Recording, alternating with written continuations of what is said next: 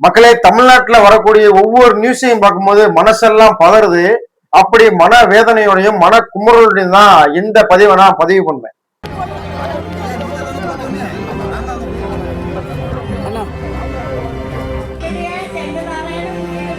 என்ன அப்படின்னா, நாகர்கோவிலை சேர்ந்த சபரிவர்மன் அப்படிங்கிறவரு லாக்அப்ல டெத்தா இருக்காரு. டெத்துனா சாதாரண டெத் இல்ல, கைகள்லாம் முறிக்கப்பட்டு கால்கள்லாம் முறிக்கப்பட்டு 19 இடங்கள்ல காயங்கள் ஏற்பட்டு கொடூரமான முறையில இறந்து போயிருக்காரு. காவல் கொடுக்கக்கூடிய காவல் நிலையத்துக்குள்ளேயே பாதுகாப்பு இல்லையா அப்படின்னு மக்கள்லாம் இன்னைக்கு பல்வேறு கேள்விகளை முன் வச்சுட்டு வராங்க. அவர் எப்படி இறந்து போனாரு, இந்த மரணத்துக்கு பின்னாடி என்ன இருக்கு அப்படிங்கிற முக்கியமான விஷயங்களை பத்தி தான் இந்த வீடியோவில் நம்ம தெளிவா பார்க்க போறோம். வாங்க வீடியோக்குள்ள போவோம். மக்கள், நாகர்கோவிலை சேர்ந்தவர் தான் இந்த சபரிவர்மன். வயசு 35. பக்கத்திலேயே அவங்களுக்கு சொந்தமான ஒரு கோயில் ஒண்ணு இருக்கு. அந்த கோயில்ல அவர் சாமி ஆடுறது, அது மட்டும் இல்லாம அந்த கோயிலை பராமரிக்கிறது, அது இல்ல வார வருமானத்துங்களை வச்சு கொஞ்சம் கொஞ்சம் வீட்டுடைய பொருளாதாரத்துக்கு யூஸ் பண்ணி கொஞ்சம் கொஞ்சமா அவங்களுடைய வாழ்க்கையை நடத்திட்டு வராங்க. அது மட்டும் இல்லாம வீட்டோட சேர்ந்தாப்புல ஒரு சின்ன பெட்டிக்கடை ஒண்ணு இருக்கு. அந்த பெட்டிக்கடையில பெருசாலாம் வியாபாரம் பார்க்க முடியாது, சின்னதா ஒரு 3க்கு 3 இந்த மாதிரியான சைஸ், ஒரு ஆள் 2 வியாபாரம் பார்க்கலாம். அந்த மாதிரியான ஒரு பெட்டிக்கடை. சாதாரணமா பெட்டிக்கடைனா என்ன வியாபாரம் பார்ப்பாங்க? பீடி, சிகரெட்டு, பாக்கு, அது மட்டும் இல்லாம இந்த வீட்டுக்கு அக்கம் பக்கத்துல இருக்கக்கூடிய வீடுகளுக்கு தேவையான மசாலா பொருட்கள், இதுதான் வச்சு வியாபாரம் பார்ப்பாங்க. பெருசாலாம் ஒண்ணு வியாபாரம் கிடைக்காது. அது மட்டும் இல்லாம அதிகப்படியான வியாபாரம் ஓட்டினாலும் ஒரு 1000 ரூபாய் அந்த லெவல்ல தான் ஓடும். அதுல லாபம் அப்படின்னு பார்த்தா ஒரு 300 ரூபா 350 ரூபா இவ்வளவுதான் லாபம் கிடைக்கும். அந்த பெட்டிக்கடையை தான் வச்சு வியாபாரம் பார்த்து வந்திருக்காரு இந்த சபரிவர்மன். அவரு பிறவிலேயே ஒரு கை ஊனமுற்றவர், மாற்றுத்திறனாளி. இவருடைய ஒருவருடைய வருமானத்தை வச்சு நம்பித்தான் ஒரு குடும்பமே வாழ்ந்துட்டு வந்திருக்கு. இவருக்கு 5 வயதுல ஒரு குழந்தை இருக்காங்க, மனைவி இருக்காங்க, அப்பா அம்மா தான் இருக்காங்க. அப்படி இருக்கும்போது அந்த பெட்டிக்கடையில என்ன கோயிலை வித்தாரு, சட்ட விரோதமாக வித்தாரு அப்படின்னு ஒரு குற்றச்சாட்டு. ஏற்கனவே அவங்களுடைய மனைவி என்ன சொல்றாங்க அப்படின்னா, ஏற்கனவே இந்த காவல்துறை இதெல்லாம் விற்கக்கூடாது அப்படின்னு சொல்லிட்டு போயிட்டாங்க அப்படின்னு சொல்றாங்க. இது விற்கணும் அப்படின்னா லஞ்சம் கொடுக்கணும் அப்படின்னு லஞ்சம் வாங்கிட்டு இருந்தாங்க. 10 பாக்கெட் சிகரெட் கொடுக்கணும் அப்படின்னு சொல்லியிருந்தாங்க. இதெல்லாம் அவங்க சொல்லியிருந்தாங்க. ஆனா கடைக்குள்ள விற்காதீங்க, வெளியில வித்துக்கிறங்க அப்படின்னு சொல்றாங்கன்னு பல குற்றச்சாட்டுகளை அவங்களுடைய மனைவி அடிக்கிட்டே போறாங்க. இதுல எது என்ன உண்மை, எது எதுன்னு இனிமேதான் போக தெரிய வரும். ஏன்னா இப்ப சட்ட விரோதமா அவர் போதைப் பொருள் வித்தாரு, இந்த தடை செய்யப்பட்ட போதைப் பொருளை வித்தாரு அப்படின்னு இந்த சபரிவர்மனை கைது பண்றாங்க காவல்துறை. கைது பண்ணி சிறையில் அடைக்கிறாங்க. சிறையில் அடைக்கும் போது 2 நாளைக்கு முன்னாடிதான் இவங்களுடைய குடும்பத்தார் எல்லாமே அவரை பார்த்திருக்காங்க. அப்படி பார்க்கும்போது எந்த காயமும் இல்ல, நல்லா தான் இருக்காரு. நல்லா இருந்தவரு மறுநாள் என்ன பண்றாங்கன்னா, இவருக்கு உடம்பு முடியல அப்படின்னு மருத்துவமனையில் அனுமதிக்கிறேன் அப்படின்ட்டு ஒரு தகவல் கொடுக்குறாங்க. அப்புறமா அவர் இறந்து போயிட்டாரு அப்படின்னு சொல்றாங்க. இவங்க குடும்பத்தில் இருக்கிறவங்க பதறி போய் ஸ்டேஷன்ல போய் கேட்கிறாங்க. ஸ்டேஷன்ல போனா உங்க பையன் இறந்து போயிட்டாருன்னு போலீஸ்காரரு சிரிச்சுக்கிட்டே சொல்லியிருக்காரு அப்படின்ட்டு அவங்களுடைய மனைவியே பதிவு பண்றாங்க.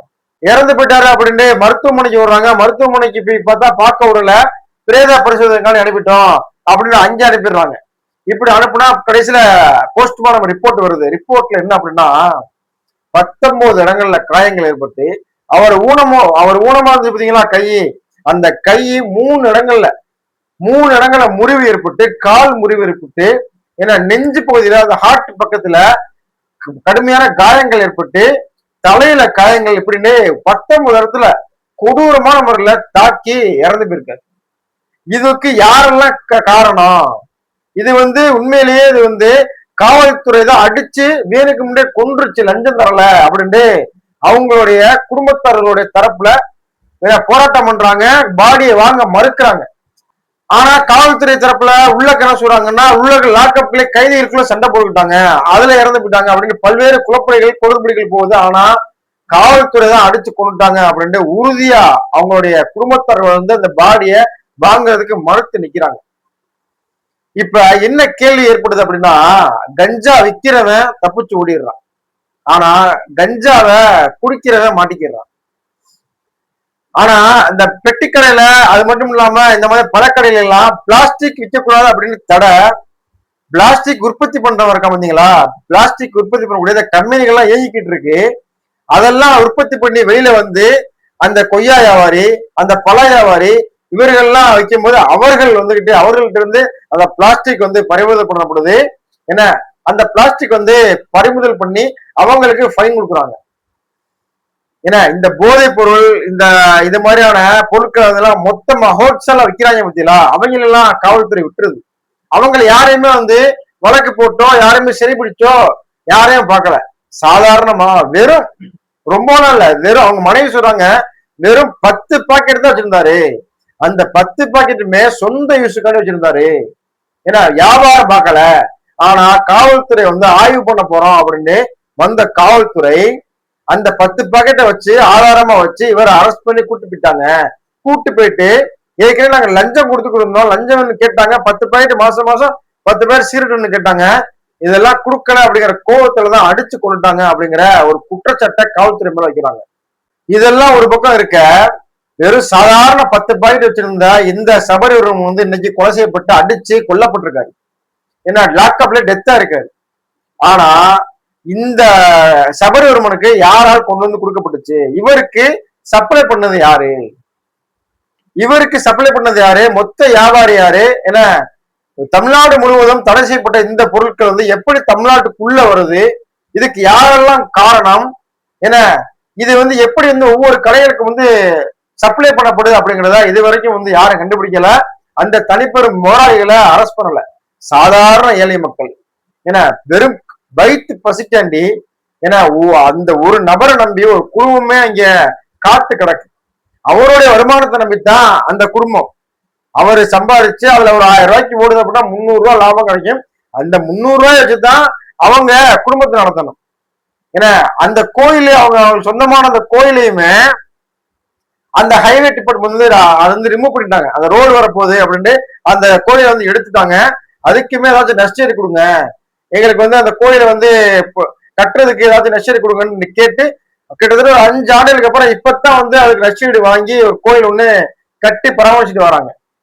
இப்படி சூழ்நிலையில இன்னைக்கு லாக்அப்ல டெத் ஆட்டாரு. அந்த குடும்பத்துடைய பொருளாதாரம் என்ன ஆகும்? ஆனா பல பேர் என்ன கேள்வி கேட்கிறாங்கன்னா, இவருக்கு இவருடைய குடும்பத்துக்கு அரசு வேலை கொடுக்கணும், இவருடைய குடும்பத்துக்கு வந்து அரசாங்கம் வந்து உதவி பண்ணணும் அப்படின்னு எல்லாருமே வந்து கேள்விகளை முன் வச்சாலுமே அந்த 5 வயசு குழந்தைக்கு யாரு பதில் சொல்லுவா? அந்த 5 வயசு குழந்தைகிட்ட அப்பா வந்து ஜெயிலுக்கு போயிருக்காரு, ஜெயில இறந்து போயிட்டாரு அப்படின்னு சொல்லுவாங்களா? அந்த பிள்ளைகிட்ட என்ன சொல்லியிருப்பாங்க? அப்பா ஊருக்கு போயிருக்காரு, அப்பா வெளியூர் போயிருக்காரு, 2 நாள்ல வந்துருவாரு, 3 நாள்ல வந்துருவாரு அப்படித்தானே சொல்லியிருப்பாங்க. இன்னைக்கு அந்த குழந்தைக்கு யார் பதில் சொல்லுவா? அந்த குழந்தைக்கு அப்பா வந்து ஜெயில இறந்து போயிட்டாரு, ஜெயிலுக்கு போனாரு, அங்க வந்து இறந்து போயிட்டாருன்னு சொல்லுவாங்களா? என்னதான் இழப்பீடு கொடுத்தாலும், என்னதான் அரசாங்க வேலை கொடுத்தாலும், என்னதான் வந்து அவங்களுக்கு வந்து எல்லாரும் ஆதரவு சொன்னாலும் அந்த போன உயிர் திரும்பி வந்துருமா? அஜித் குமாரோட மரணம் எல்லாரும் மனதிலையுமே இன்னைக்கு வரைக்கும் வந்து அப்படியே தீராத ஒரு கரையாக படிந்திருக்கிறது. அந்த அஜித் குமாரோட மரணமே இன்னும் வந்து மனசை விட்டு ஆறல. இந்த அப்பா மகனுடைய மரணம் வந்து இன்னும் மனதை விட்டு இன்னும் நீங்கல. அதுக்குள்ள இந்த சபரிவர்மனுடைய லாக்அப் டெத். தமிழ்நாட்டினுடைய மாண்புமிகு முதலமைச்சர் வந்து இந்த சிறைத்துறை வந்து தனி கவனம் எடுத்து பார்க்கணும். ஏன்னா ஒரு ஒரு தப்பு பண்றான் அப்படின்னா அந்த தப்பை வந்து திருத்துறது தான் காவல்துறையினுடைய வேலை, கோர்ட்டினுடைய வேலை. கோர்ட்டு உத்தரவு கொடுக்குறவரை வந்து ஜெயில போடுங்க அப்படின்ட்டு ஜெயில போட்டு அவரை திருந்த வைக்கிறது தான் சிறைத்துறையினுடைய வேலை. அவருக்கு வந்து தண்டனை கொடுக்கணும். ஏதாவது ஜெயில வந்து தண்டனை, அடிச்சு தண்டனை இல்லை, கொடுமைப்படி தண்டனை இல்லை. அந்த தண்டனை யாரும் கொடுக்கல. சரியா? அவருக்கு வந்து தண்டனை அப்படின்னா இத்தனை ஆண்டுகள் சிறை, அவ்வளவுதான் உள்ளாக்க. ஆனா இன்னைக்கு ஜெயிலுக்குள்ள போனா திரும்பி உயிரோட வருவோமா அப்படிங்கிற அச்சத்தோட தான் இன்னைக்கு ஒவ்வொருத்தருமே நிலைமையுமே இருக்கு. தப்பு செய்யறவன், ஏதாவது கொலை செய்யறவன், பாலியல் வன்கொடுமை பண்றவன், ஏன்னா சின்ன சின்ன குழந்தைங்க எல்லாம் ரேப் பண்றவன் எல்லாம் ஜெயிலுக்குள்ள ஜாலியா இருக்கிறான். ஏன்னா வெளியில இருக்கக்கூடிய அப்பாவி, ஏன்னா ஒரு பான் பிளாக் வித்தாரு, ஒரு புயலை வித்தாரு அப்படின்ட்டு உள்ள கூட்டு போய் அடிச்சு கொள்றது. ஏன்னா அவங்களுமே அந்த சாத்தாங்குளத்தை சேர்ந்த அப்பா அம்மானுமே இந்த கொரோனா டைம்ல பெட்டிக்கடை வச்சிருந்தவங்க தான். அவங்க வந்து கொஞ்சம் ஒரு அவங்களுமே வந்து ஒரு மளிகை கடை வச்சிருந்தவங்க தான். டைமிங் கொஞ்சம் கூட போயிடுச்சு, அரெஸ்ட் பண்ணி கூட்டு போய் லாக்அப். இந்த அஜித் குமாரோடைய மரணம் அப்படின்ட்டு காருக்குள்ள நகையை காணும் அப்படின்ட்டு சாட்சியே இல்லாத, ஏன்னா ஒரு நிரூபிக்கப்படாத ஒரு குற்றத்துக்கு கொண்டு போய் லாக்அப் சொல்லிட்டு வெளியில எல்லா இடத்துலயும் வச்சு அடிச்சு கொல்லப்பட்ட அந்த காட்சி. தமிழ்நாட்டினுடைய முதலமைச்சர் இதுக்கு தனி கவனம் எடுத்து, ஏன்னா சிறைக்குள்ள வாழ்றவன் வெளியில இருக்கிற புயல வித்துட்டாரு, அவ்வளவுதானே. புயல அவர் கொண்டு வித்தவன் தனி போராளிகள்லாம் பாதுகாப்பா சேஃப்டியா இருக்காங்கல்ல. இவர் மேல அப்படி என்ன தனிப்பட்ட வன்மம் அப்படிங்கிறத என்ன தீர விசாரிச்சு இதுக்கெல்லாம் யாரெல்லாம் காரணமா இருந்தாங்களோ அவங்களுக்கெல்லாம் தண்டனை வாங்கி கொடுத்து இது மாதிரியான லாக்அப் டெத்துகள், இது மாதிரியான கொடூரமான கேவலமான செயல்பாடுகள் எல்லாம் தமிழ்நாட்டை விட்டு துளைத்து எரிய வேண்டும் தான் நம்மளுடைய கோரிக்கையா இந்த வீடியோல வைக்கிறோம். தமிழ்நாட்டின் முதலமைச்சருக்கு செல்லும் முறை இந்த வீடியோவை ஷேர் பண்ணுங்க. நானும் வருவேன் தனி ஒருவனாய்